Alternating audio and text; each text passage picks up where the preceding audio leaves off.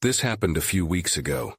I'm 35 now and returned to my hometown in rural New Mexico to help run a summer camp for local kids. I grew up here, spending many summers with my grandparents. The dusty roads and sagebrush felt like old friends. Yet it was strange being back. It was a flood of memories, long nights under stars, listening to the land's stories. On my first night, I was driving back from getting supplies. It was pitch dark. The only light was from my headlights cutting through shadows. Suddenly, something darted across the road. It didn't look like a deer or a coyote, but something more unsettling. It moved too fast, almost too human-like. I thought maybe I'm just tired. I shook it off, thinking it was probably my imagination. The next few days were different. The kids shared odd stories about what they saw at night. They talked about strange shapes lurking near the trees and shadows bigger than any animal. I listened, feeling uneasy. One girl said she saw the tall man with the eyes. I wanted to dismiss it, telling them it was just stories to scare each other, but I couldn't shake it off. I noticed more things.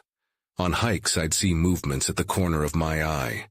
At night, a chill would creep over me as I caught glimpses of something slipping away into the bushes. My heart raced. Were they just rabbits? I wanted to believe that, but those shadows felt too quick. Curious about their stories, I went to the library. I read about skinwalkers. Creepy tales of shapeshifters roamed these lands. I wasn't sure I believed any of it, but the stories made me uncomfortable. They tugged at something deep inside. I wrestled with disbelief.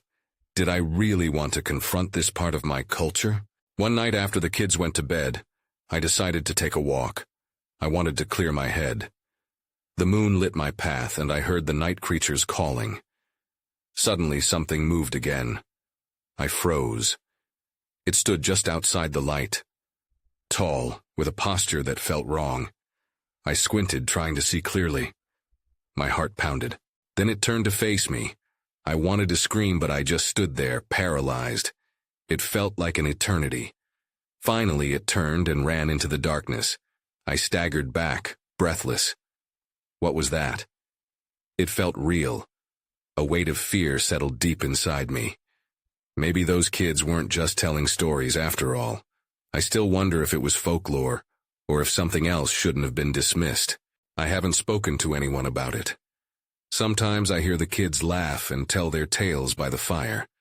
I sit in the dark, remembering what I saw. Those sightings still baffle me, and I can't forget that night. I wish I could ignore it, but I can't. I keep wondering if I'll see it again. The days dragged on, each one heavier with unease.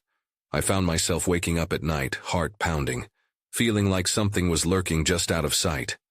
The camp buzzed with laughter and games, yet I felt detached. The balance of childhood innocence and my adult fears shifted uncomfortably within me. One afternoon, while organizing supplies, I overheard two older boys, Danny and Carlos, whispering by the trees. Curiosity got the best of me, and I approached them. They stopped talking as I neared, exchanging glances. "What are you guys up to?" I asked, trying to sound casual. "Nothing," Danny said too quickly, his eyes darting away. I pressed. "You sure? I heard you talking about something." Carlos finally spoke, looking more nervous than his friend. "We saw something last night, by the creek." A chill crept up my spine. "What did you see?" He hesitated. "Something tall. Like what the girl said, with the eyes." Before I could respond, Danny shook his head. "It's just stories, right? Don't freak out." But Carlos was adamant. "No, this was real. We saw it moving by the trees. It was watching us." I felt the air grow thick. I thought about the shadows I witnessed, the thing I couldn't explain. Their fear mirrored mine, and I found myself engulfed in it. "Did it do anything?" "It just stood there," Carlos whispered. "And then it just disappeared." I tried to sound calm. "You guys probably just imagined it." Yet I could feel the doubt in my own voice. The masks of disbelief we wore were starting to slip. Later that evening, the children gathered around the campfire. They cozied up, sharing their stories again. Listening to them felt surreal. Their excitement held a pang of something darker. The way they told their tales made it seem oddly personal, as if they were all in on the same secret I wasn't invited to share. That night I sat up, uneasily recalling tales of skinwalkers. I couldn't shake that feeling of eyes watching me. I felt compelled to look outside, to peer into the expanse of dark beyond the camp's safety. Just outside the cabin door was a blanket of stars above, a stark contrast to my thoughts. A sudden movement caught my attention. There, just at the edge of the trees, a shadow flitted and merged with the darkness. My breath caught in my throat. This wasn't just imagination. It moved with purpose. What I'd seen the first night. What the kids talked about. I stepped back, heart racing, but my curiosity pushed me forward. I grabbed a flashlight and aimed it toward the movement.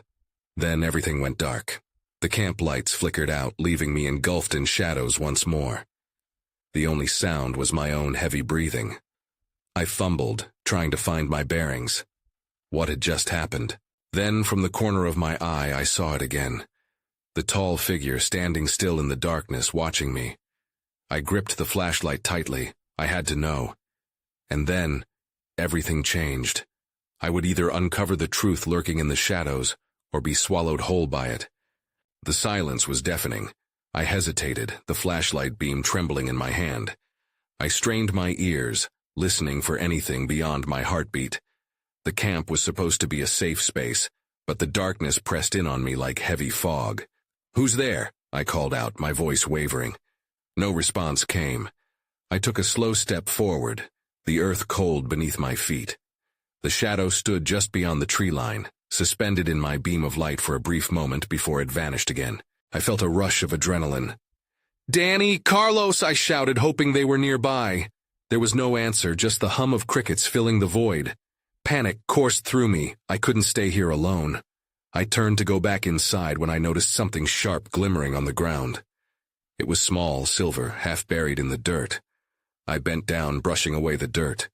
It was a small pendant, twisted and deformed, etched with strange markings. My stomach twisted.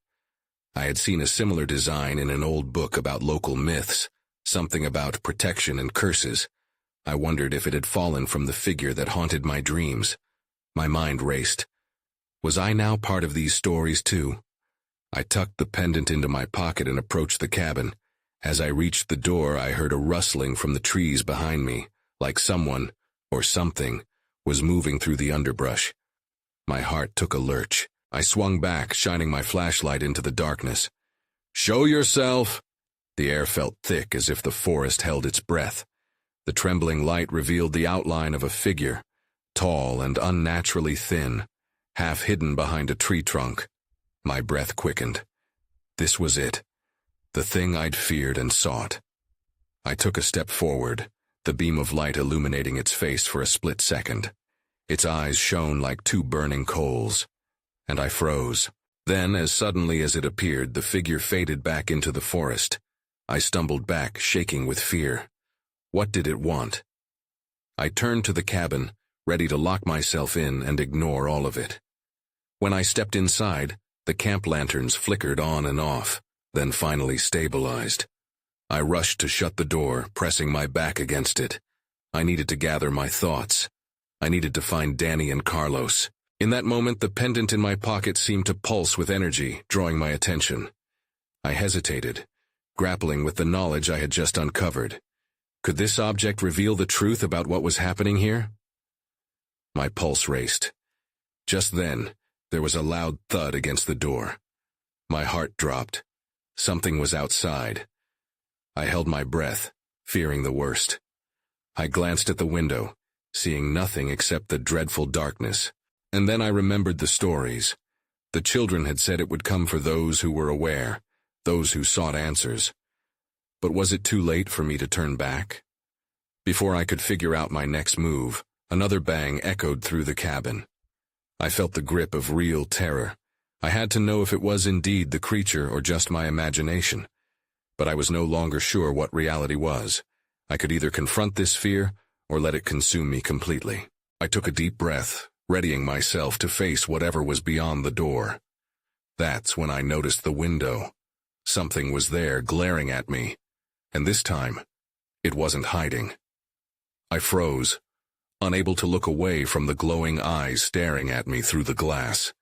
They seemed to absorb the light around them, blacker than the night. I took a shaky step back, crashing into a table, sending a few items clattering to the floor. I could feel my heart racing, raw adrenaline surging through my veins. Whatever was out there wasn't just a figment of my imagination. There was a connection between the darkness and that pendant in my pocket. I debated whether to grab the nearest item to defend myself or to just run. The eyes blinked once and something inside me shifted. I grasped the pendant, feeling its weight and the chill of its surface. I could either give in to my fear or take a stand against whatever was tormenting me. That's when I heard it. A soft, raspy whisper coming from the direction of the window. It was a warning or perhaps an invitation. All at once, the need to escape collided with an inexplicable urge to confront this thing. "Danny! Carlos!" I shouted again, hoping they could hear me. I needed them here, but there was no answer. Just the quiet rustle of leaves and the distant trickle of water from a nearby stream. With a sudden determination, I moved closer to the window. The eyes remained fixed on me, unblinking and unyielding. My breath quickened as I leaned closer, fully prepared for whatever revelation awaited me. And then, without warning, the face emerged from the shadows. Its features were elongated, skin stretched tight over bone. It was not human, but held a familiarity that made my stomach churn. Panic gripped me again. I stumbled back from the window, struggling to maintain my composure. The creature stayed put, its mouth moving silently as if it were trying to communicate without words. A cold sweat covered my brow. I had to get out. I had to find my friends. I needed to escape this nightmare. With one last glance at the figure, I turned and headed for the door, ready to bolt outside. Just then, I felt a sharp pain in my palm. I looked down to see the pendant cut into my skin, glowing brighter than before. It felt like it was alive. Before I could figure out what was happening, the door creaked open. I caught the faint whisper of my name, and with it, the air turned icy. "Help us." It was unmistakably Danny's voice, but it sounded distant, fading into the shadows. Panic surged again, and I called out, "Danny, where are you?" Then, everything went dark. The lanterns flickered and died, plunging me into total blackness. I could feel the weight of time pressing down on me, thick and suffocating. My heart raced as I stood frozen, terror wrapping around me like a vice. Hesitantly, I stepped forward, feeling my way through the cabin. I had to find a way out and find my friends. That's when I heard a low growl behind me, a primal sound that sent chills down my spine. Something was in the cabin with me, and I wasn't alone. I took a deep breath, forcing myself to turn around. The growl echoed in the darkness, reverberating off the walls like a warning bell. I couldn't see it, but I felt its presence, heavy and threatening. The air grew colder, wrapping around me like an icy finger. "Danny," I whispered, my voice barely breaking the silence. No reply, just the persistent growl, deep and rumbling, followed by the sound of a shuffling step. My heart hammered in my chest. I needed to act fast. With no light to guide me, I felt my way back to the nearest wall, my fingers tracing the rough surface, searching for an exit.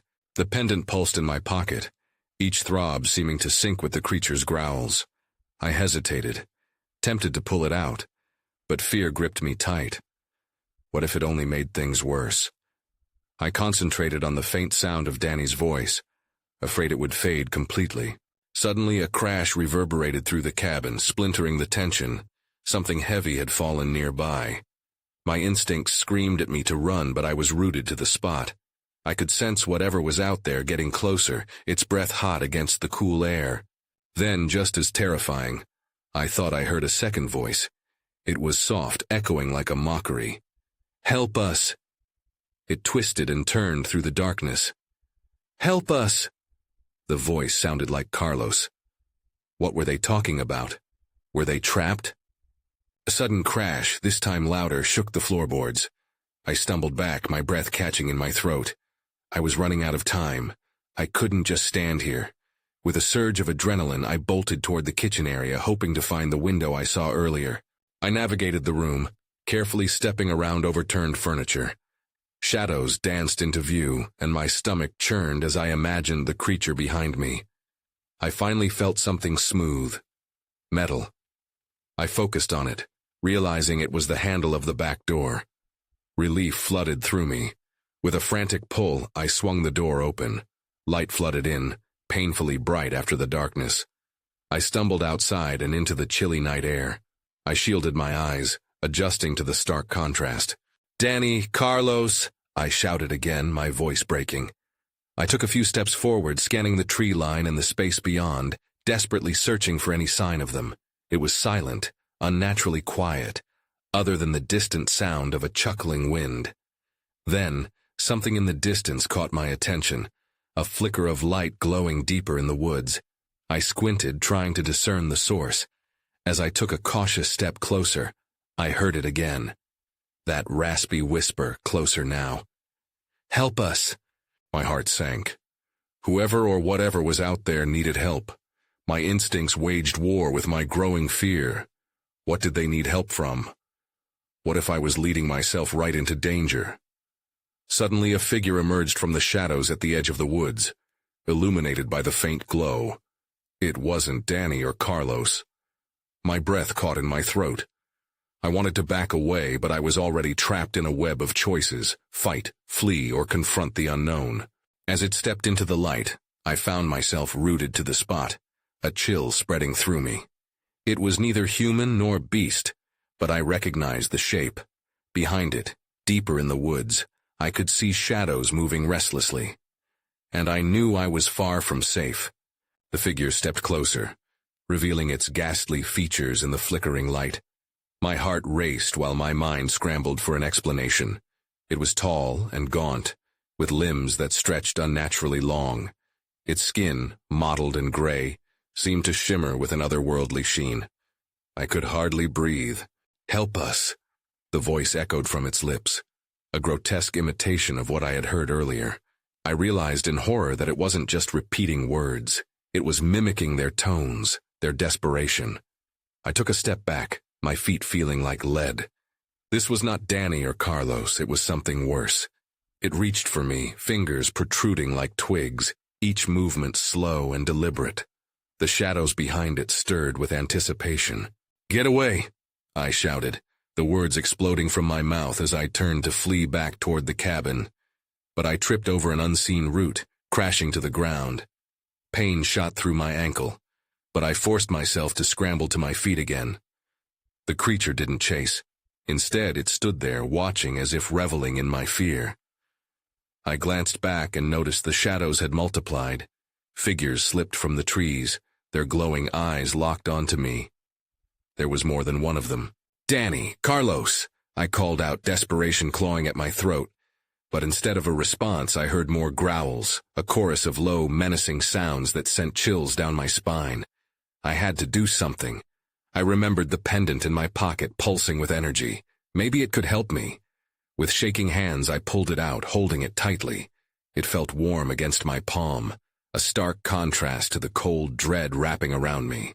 "Leave me alone," I shouted, swinging the pendant toward the approaching shapes.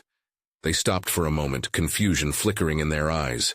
But just as quickly, they surged forward, a wave of darkness intent on swallowing me whole. I fumbled backward, scanning for escape routes. The cabin loomed behind me, a sanctuary that seemed so close yet so far. The light from the pendant brightened, casting a warm glow around me. In that instant, I remembered something Danny had said. The pendant could repel dark forces. With my heart hammering, I shouted, "Get back!" and thrust it outward. The light surged, and the figures recoiled, shadows retreating from the brightness. But they didn't flee entirely. No, they lingered at the edges, assessing me. "Help us," they whispered again, their voices a sickening mimicry of the friends I feared to have lost. I felt a mixture of fear and resolve. If they wanted help, I would find a way. I couldn't leave them to this fate. But how? Suddenly, from the back of the cabin, I heard a crash. I turned, my heart sinking.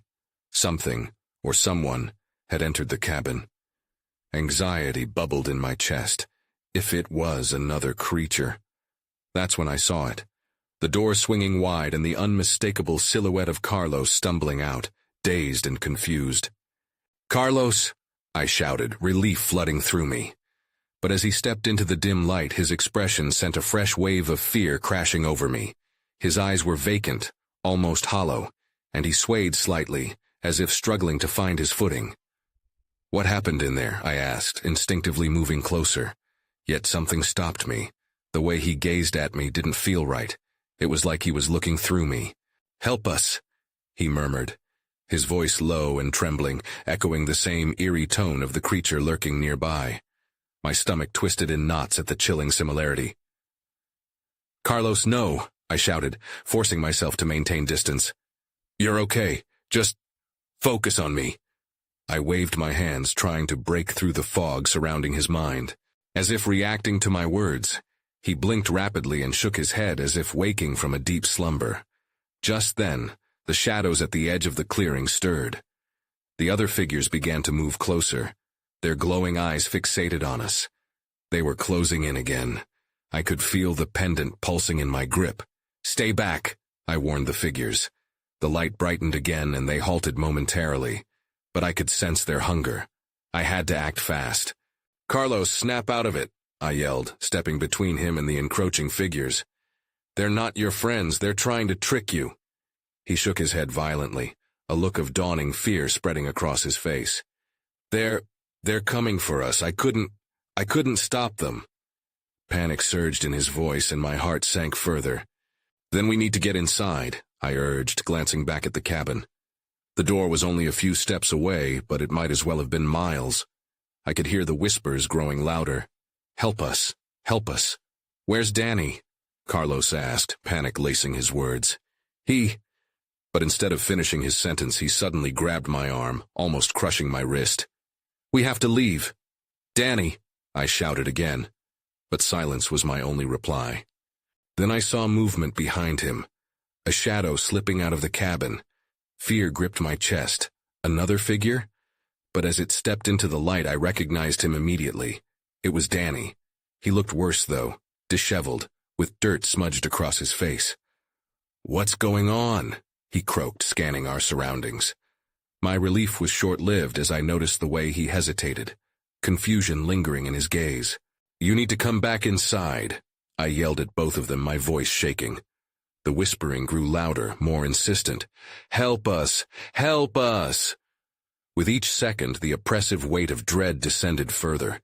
The figures began to inch closer, anticipation crackling in the air. The light from the pendant flickered, threatening to dim. Suddenly I spotted something in the trees. Another figure cloaked in darkness, but this one was different. Its movements were more fluid, more confident. It was watching us closely. "Guys!" I shouted, urgency rising in my throat.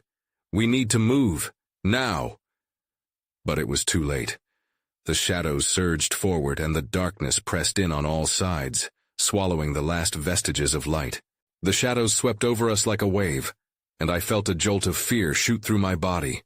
I grabbed Carlos's arm harder, pulling him toward Danny. We had to get to the cabin. I could see the door, just a few steps away, but it felt impossibly far.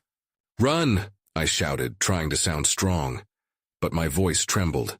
I glanced back at the figures. Their glowing eyes were widening, fixing on us like a hunter stalking its prey. The whispers intensified, wrapping around me, drowning out my thoughts. I couldn't think. I could only feel the desperate need to escape. "Danny, come on!" I yelled again, my voice raw. He snapped back to reality, shaking off his confusion. His eyes darted between Carlos and me, finally landing on the encroaching figures. Fear settled across his face as comprehension dawned. "Okay, let's go," he shouted, and we all took off. I hurried forward, yanking Carlos along with me. But as we rushed toward the cabin, a chill ran down my spine, sensing something hot on our tails. From the corner of my eye, I caught movement.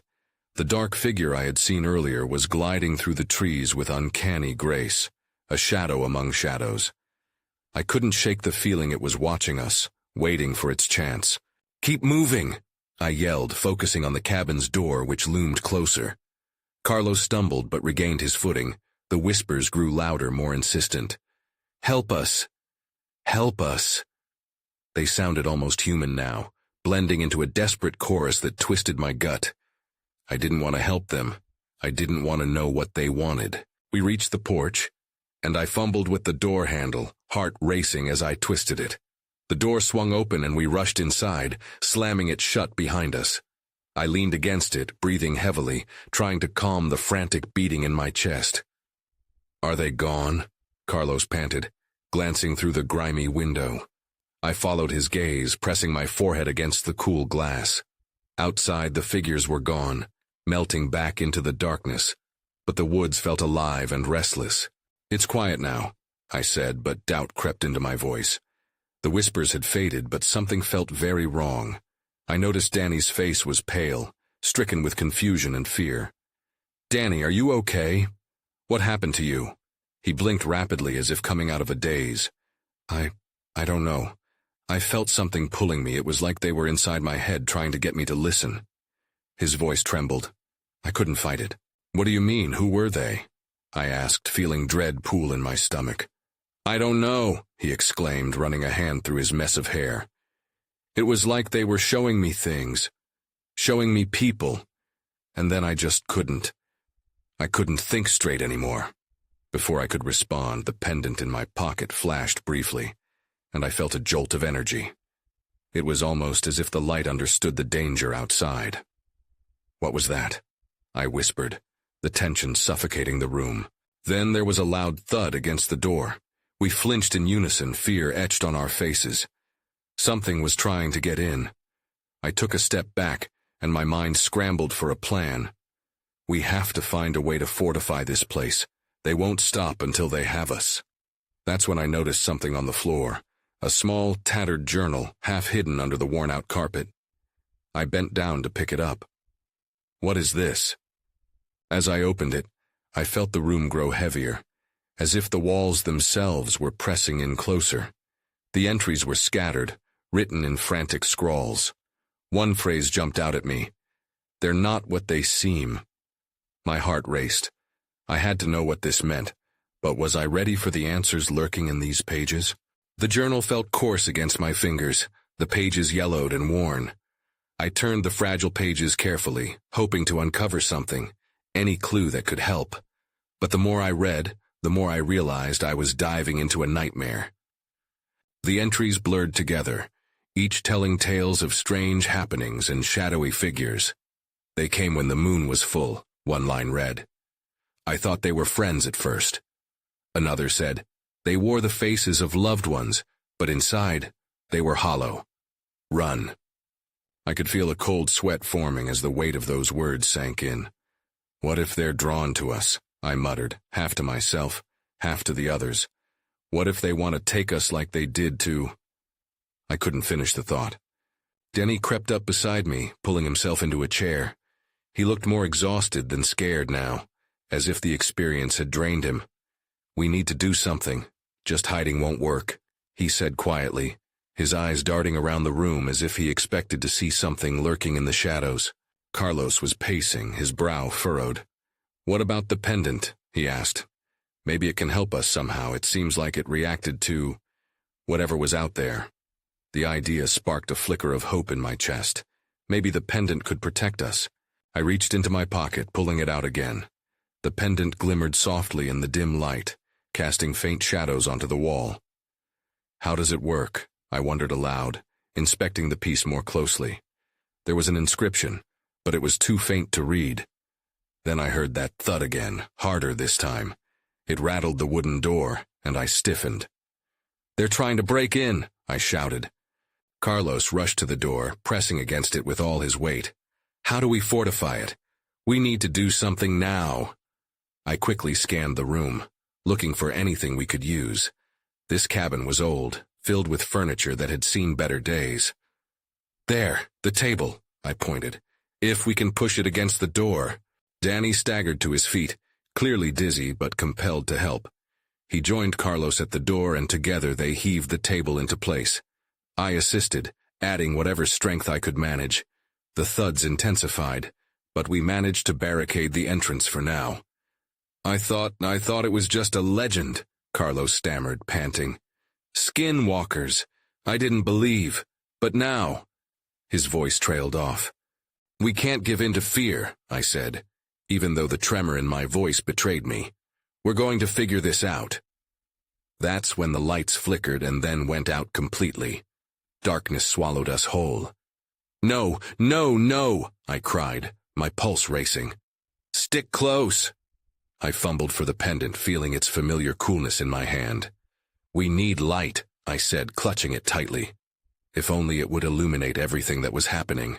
Suddenly I heard a creaking sound from above. My heart dropped. Did you hear that? I whispered, glancing at Danny and Carlos, who shook their heads, too tense to respond.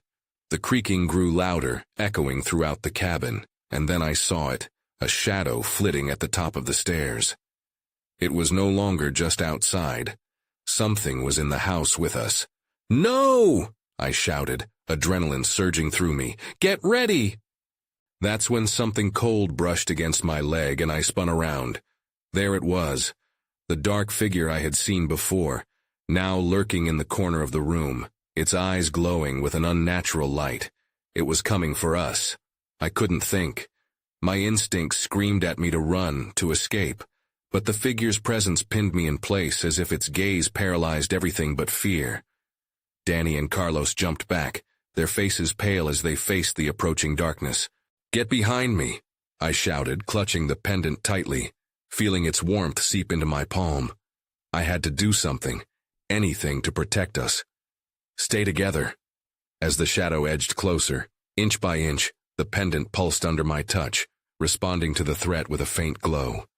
Help us, the figure whispered again, its voice a sickening echo of the others we had heard. It felt like a deep hypnosis, beckoning me closer, promising answers wrapped in a dark embrace. No, I yelled, fighting against the pull of its voice. You're not real. Danny finally broke his stupor, moving to stand beside me. What do we do? It's going to get in. The shadows danced closer, swirling in an invisible wind, and I glanced back at the door. The table we placed there shuddered against increasing pressure. It wouldn't hold much longer. I took a deep breath and held the pendant high, allowing its light to stretch beyond us. Stay back, I roared, and the glow intensified, cutting through the dark as if it could sever the barrier between us and whatever evil lurked out there. The shadows hesitated, and for a moment, it seemed they would retreat. But then, from the corner of my eye, I caught sight of movement upstairs. The creaking grew louder, punctuated by the thud of a heavy weight. It's not just this one. They're everywhere. We need to leave, Carlos urged frantically, looking at the window possibilities behind us. If they can come in through here, we could find another way. But as soon as I turned back to the front, the figure had moved closer, its elongated hands stretched out as if trying to caress the light.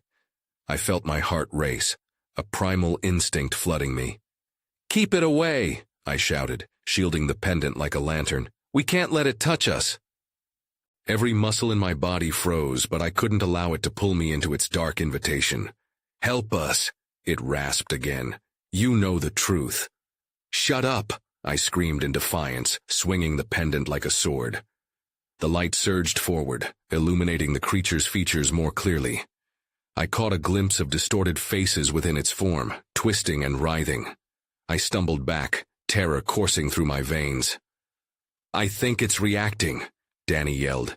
Keep holding it up. But the pendant began to flicker, and I could feel my strength waning. What do I do? Maybe it needs a connection, Carlos shouted. Try shouting something. Make it mad. Get it to show itself. My head spun, desperate to somehow command the shadows. You're not welcome here, I declared, my voice trembling but gaining resolve. You can't take us. The shadows stirred, and the figure's mouth curled into a twisted grin, revealing sharpened teeth. What will you give for their lives? It hissed. Nothing, I yelled back defiantly. They're not yours to have. The pendant blazed in response, bathing us in light, pushing back against the darkness. But the shadows pressed on, refusing to yield. I could sense Danny and Carlos shifting nervously beside me, the weight of indecision hanging heavy as the whispers grew louder, threatening to consume us. Then, just as I felt the last flicker of hope dim, I remembered the stories, the ones about those who had faced similar horrors. "You want a truth?" I shouted, louder than I'd ever heard myself. "Here's the truth. You are nothing but a shadow, a fear in the dark. You thrive on doubt and despair." The entity recoiled as if pierced by my words. It halted its advance. "Help us," it cried, its voice becoming half-hearted, strained. "No," I pressed, forcing every ounce of conviction into my voice. "You can't hold fear over us. You want to fight then? Let's go." The pendant flared brightly, and with renewed strength I took a step forward, raising it high, illuminating the space where hope seemed all but lost. The creature hesitated. The whispers faltered. Suddenly, all at once, the shadows shifted, writhing as if disentangling themselves from an unseen force. And with that, a crack resounded. The door splintered, rattled by the monstrous force outside. The table shifted, nearly breaking away under the pressure. "Now!" I shouted, lunging back toward the door, beckoning Danny and Carlos. "We need to make a break for it!" A second crack echoed, and in one fluid motion I pushed open the door with a surge of adrenaline, spilling into the night air beyond. The rush of cool wind enveloped us as we dashed across the porch. I could feel the shadows clawing at my back, but the pendant blazed, illuminating our path ahead. We sprinted into the woods, fear propelling us deeper into the night, away from that accursed cabin and the darkness it harbored. Behind us, the entity's hollowed cries resounded, and I couldn't tell whether we would escape their clutches. As we fled, it finally occurred to me that the figure's thrall didn't just chase us. It could very well become a part of us, haunting our dreams, feeding on our deepest fears. Days turned into weeks after that night. I returned to the city, relocating miles away from the memories of that summer camp. Danny and Carlos fell silent on social media, disconnected from the lives we'd once shared. But sometimes, during dark nights, I still think about the shadows lurking beyond the trees. Even now, in the safety of my new life, I wonder what truly followed us out, what remnants of that darkness still desire to seep back into our world. Or perhaps, worse yet, do we carry a piece of those shadows within us? I rarely ponder long on such questions. Instead, I try to drown them out, though I know a part of me will always wonder.